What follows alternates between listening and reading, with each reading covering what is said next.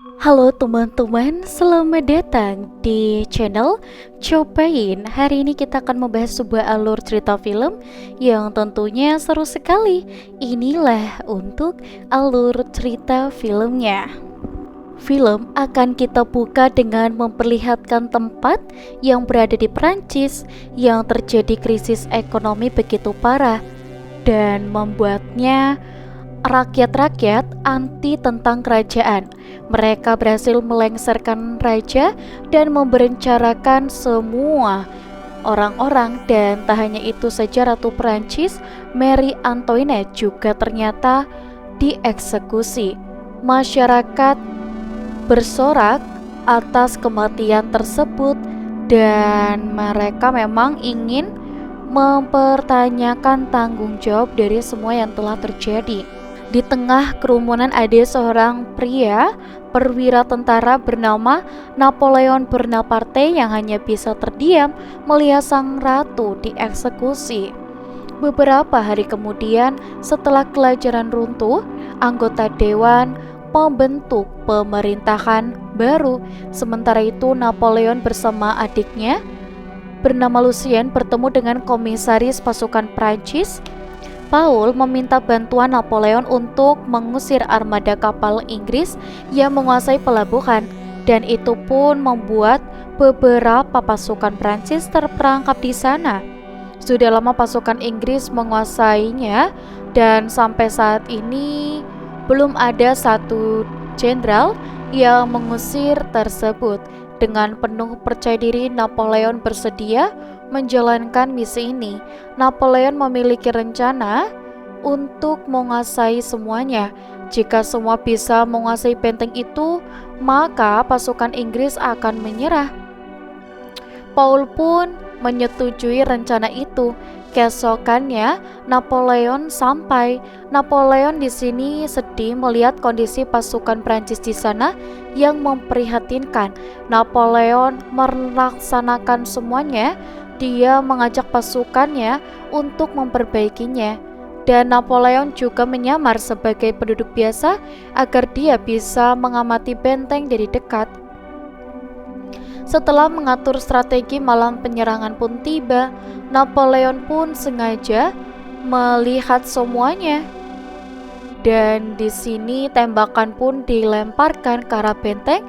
Beberapa pasukan menggunakan tangga agar bisa masuk ke dalam benteng. Napoleon sendiri tidak tinggal diam.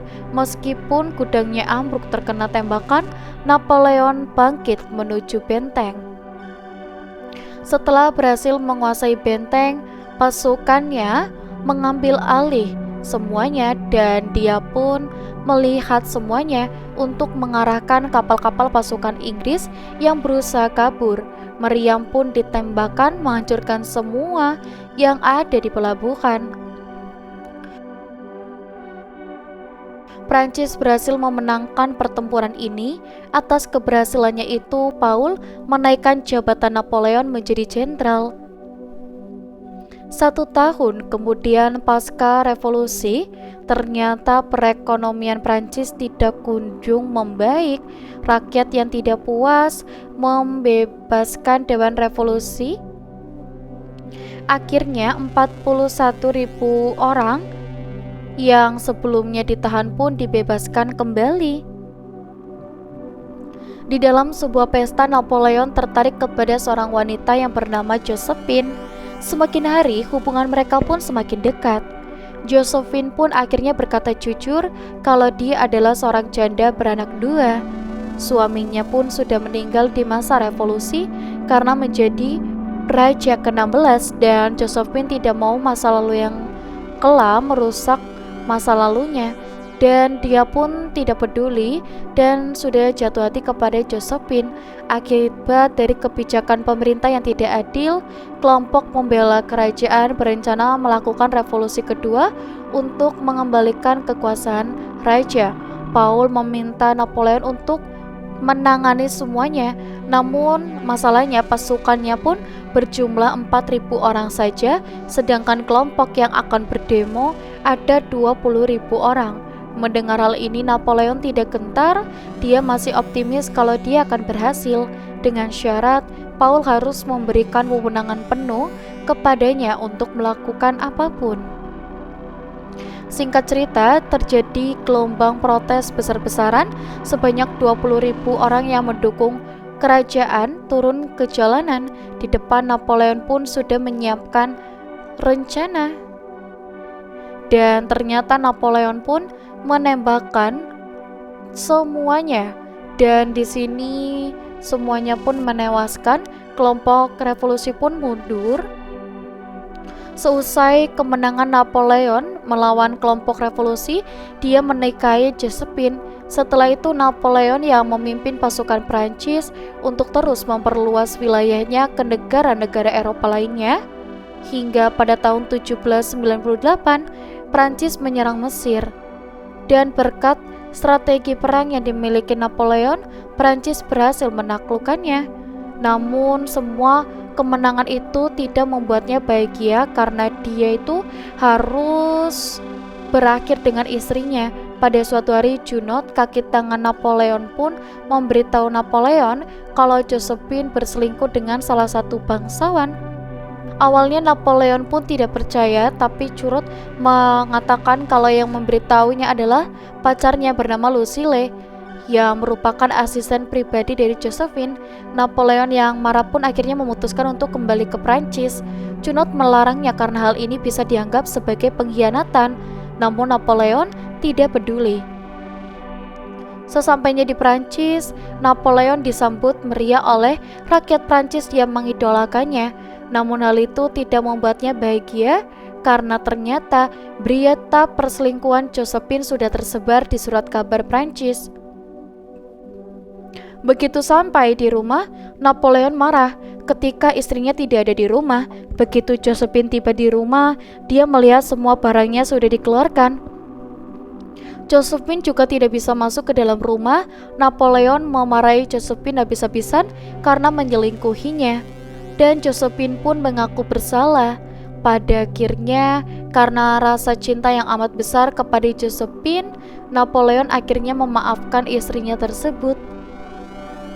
Beberapa hari kemudian, Napoleon disidang oleh Dewan Pemerintah Prancis karena meninggalkan pasukannya di Mesir begitu saja. Namun, Napoleon justru menyalahkan para anggota dewan itu yang hanya memperdulikan kesejahteraan mereka sendiri tanpa memikirkan nasib rakyat Prancis. Selama ini Napoleon berperang untuk kejayaan Prancis, namun sampai sekarang dia tidak melihat kejayaan itu di negaranya. Keesokan harinya, di sini Lucien mengajak Napoleon untuk makan siang bersama. Lucien mengatakan kalau dia sudah lama mengetahui para anggota dewan melakukan korupsi besar-besaran, namun dia tidak berani melawan. Lucien lalu mengajak Napoleon untuk melakukan kudeta agar mereka bisa menyelamatkan Prancis. Dengan kepemimpinan Napoleon nanti, maka Prancis akan menjadi lebih baik lagi. Setelah semua rencana matang, 1 tahun kemudian Napoleon dan Lucien melakukan kudeta. Dia melengsarkan satu persatu anggota dewan, termasuk Paul, dan di sini bersatu dengan anggota yang lainnya. Mereka melakukan sidang dengan para anggota. Dalam sidang itu, Lucien mengumumkan kalau mulai hari ini Napoleon akan memegang kekuasaan tertinggi di Prancis. Anggota dewan tentu saja tidak setuju. Mereka menyebut Napoleon haus akan kekuasaan. Napoleon dan Lucien pun lalu memprovokasi pasukan yang ada di luar dengan mengatakan kalau anggota dewan yang ada di dalam menghalangi kejayaan Prancis. Pasukan itu pun masuk ke dalam ruangan sidang, memaksa semua anggota dewan menyetujui kalau Napoleon sebagai pemegang kekuasaan. Napoleon di sini memang sebagai pemegang kekuasaan tertinggi. Singkat cerita, Napoleon pun diangkat menjadi pemegang kekuasaan tertinggi Prancis atau konsul pertama. Setelah dilantik, dia dan Josephine pun pindah ke istana. Dan di sini sebagai penguasa, Napoleon pun tidak selalu ingin berperang. Napoleon tahu jika berperang, korban jiwa akan berjatuhan. Untuk itulah dia mencoba berdamai dengan Inggris. Napoleon pun mengirimkan surat perdamaian untuk kerajaan Inggris. Tidak hanya Inggris, Napoleon juga ingin menjalin kerjasama dengan Rusia. Dia meminta pendapat penasehatnya Arman tentang bagaimana sifat dari Raja Rusia. Duta besar Inggris akhirnya datang untuk membalas surat perdamaian Napoleon, namun di luar dugaan. Ternyata di sini menolak perdamaian itu. Napoleon pun marah dan mengancam kalau Prancis akan menghancurkan Inggris, Napoleon tidak akan mengirimkan surat perdamaian lagi. Charles, sang menteri luar negeri Prancis, kemudian menemui Napoleon. Charles mengatakan kalau pihak Inggris menyepelekan Napoleon karena jabatan Napoleon hanya konsul pertama. Charles menyarankan Napoleon untuk menjadi kaisar, pemimpin raja-raja di bawah kekaisaran Prancis yang saat ini sangatlah besar, agar kerajaan Inggris di sini hormat kepadanya. Singkat cerita, akhirnya Napoleon dan Josephine pun dinobatkan menjadi kaisar dan permaisuri Prancis. Dia menjadi pemimpin sebagian besar wilayah Eropa hingga ke benua Amerika. Namun ternyata semua itu tidak cukup. Setelah menikah bertahun-tahun, Josephine belum juga hamil. Charles selalu mengatakan kalau keberlanjutan kekaisaran Prancis ini bergantung kepada pewaris takhta. Napoleon di suatu malam saat sedang makan malam, Napoleon menyinggung masalah keturunan kepada Josephine. Napoleon mengatakan jika Josephine tidak kunjung hamil, maka dia terpaksa akan menceraikan Josephine. Walaupun sebenarnya itu hanya gertakan saja. Di tahun berikutnya, ketika musim dingin, Prancis bersiap menyerang Rusia dan Austria, dan kedua negara itu bersekutu melawan Prancis. Pemimpin Rusia dengan Alexander sebagai pemimpin.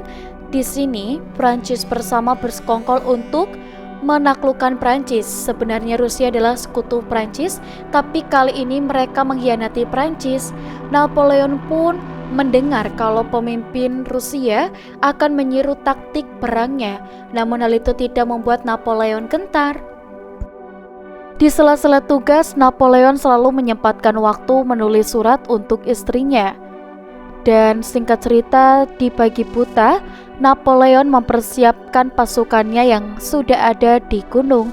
Di saat pasukan musuh terlihat akan menyergap perkemahan mereka, Napoleon sengaja membuat musuh mengira mereka masih tidur. Di saat pasukan musuh itu mendekat, Napoleon mengerahkan pasukan infanteri yang bersembunyi.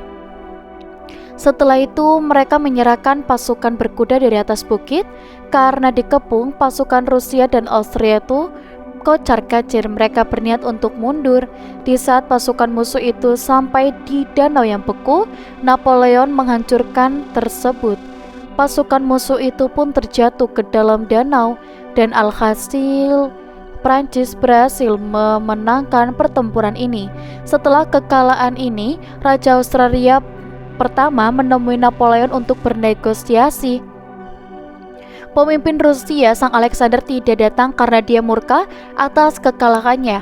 Napoleon bertanya kalau dia itu bisa loh untuk membunuh semuanya, tapi dia tidak melakukannya. Napoleon pun menawarkan perdamaian.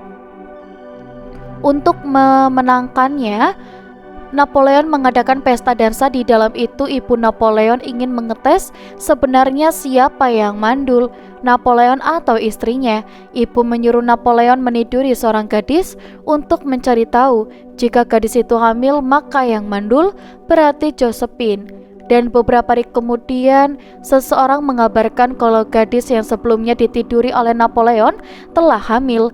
Dan mendengar berita itu, Napoleon tidak langsung menceraikannya. Dia meminta penasehatnya untuk berbohong. Napoleon ingin mengurung Josephine sampai anak haramnya itu lahir, dan kemudian mengklaim kalau anak haram itu adalah anaknya dengan Josephine. Tapi penasehat mengatakan kalau suatu hari nanti hal itu malah akan menjadi senjata makan tua. Napoleon harus menerima kenyataan kalau Josephine mandul.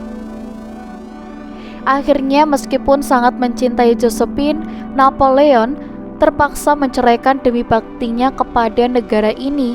Setelah bercerai, Josephine tidak lagi tinggal di istana. Namun meskipun mereka sudah bercerai, Napoleon pun sering mengunjunginya karena Napoleon masih mencintai Josephine.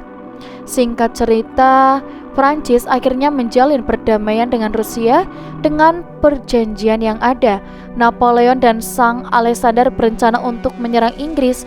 Napoleon menawarkan untuk menikahi agar kerjasama mereka makin meningkat, dan dia menolak karena dia masih muda. Napoleon pun tidak bisa menjatuhkan semua negara. Napoleon akhirnya di sini meminang putri kerajaan Austria yang bernama Mary. Singkat cerita, 1 tahun kemudian Napoleon mendapatkan seorang putra dari Mary. Napoleon kemudian menunjukkan bayi itu kepada Josephine. Beberapa tahun kemudian, pemimpin Rusia Tsar Alexander berkhianat. Mereka malah bersekutu dengan Inggris. Napoleon yang marah memutuskan untuk menyerang ibu kota Rusia, Moskow. Dan selain membawa pasukan Prancis, Napoleon juga membawa pasukan Austria, Italia, dan juga Jerman. Dengan jumlah total 600.000 pasukan, di tengah jalan pasukan itu dihadang oleh pasukan gerilya. Perang itu dinamakan Perang Borodino. Perang itu dimenangkan oleh Prancis, namun sebanyak 20.000 pasukan gugur. Napoleon tidak lupa mengirim surat kepada Josephine untuk memberitahu kemenangannya. Napoleon mengatakan kalau sebentar lagi dia akan sampai di ibu kota Moskow. Singkat cerita, akhirnya pasukan Napoleon sudah sampai di Moskow. Napoleon merasa heran karena situasi tersebut sangat sepi. Kota Moskow bagaikan kota tak berpenghuni. Napoleon akhirnya menyadari kalau kaisarnya telah meninggalkan istana dan meninggalkan penduduk Moskow. Malam harinya kota Moskow dibakar habis dan Napoleon murka saat tahu kalau yang membakar kota Moskow adalah penduduk Moskow itu sendiri. Mereka lebih memilih membakar Moskow daripada berunding dengan Napoleon. Mengetahui hal ini, Napoleon berniat untuk melanjutkan penyerangan agar orang-orang Rusia juga membakar kota itu. Tapi salah satu jenderal anak buah Napoleon tidak setuju karena sebentar lagi datang musim dingin Rusia yang sangat ekstrim. Napoleon pun tidak mau mendengarkan saran anak buahnya itu, dan pasukan itu tetap melanjutkan perjalanan. Sama seperti dugaan sebelumnya, mereka tidak mampu bertahan di musim dingin.